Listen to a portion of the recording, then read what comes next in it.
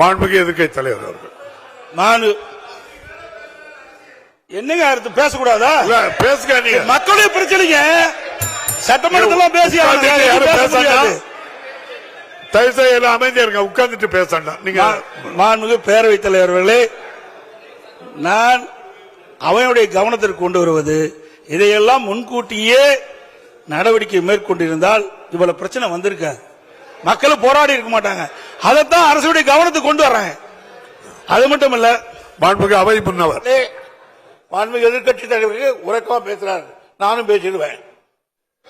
ஏற்கனவே இந்த திட்டத்தை எல்லாம் நாங்கள் முயற்சி எடுத்து மத்திய சர்க்காருக்கு தெரிவித்து அவர்கள் ஆன காரணத்தால் தான் இந்த தீர்மானத்தை கொண்டு வந்திருக்கிறோம். மாண்புமிகு தலைவரே, ஒண்ணு ஜாதிக்கு படிலாம் இப்படிதான் பேசி ஆகணும், வேற எப்படி பேச முடியும்? என்ன பேச முடியும்? உங்களுக்கு சரக்கு இருந்தாலும் பேச முடியும். நீங்க முதலமைச்சர் ஒன்றுக்கும் வார்த்தையெல்லாம் ஏற்படுத்தாண்டா. அது முன்னாடி இப்படி பேசுற என்ன அர்த்தம்?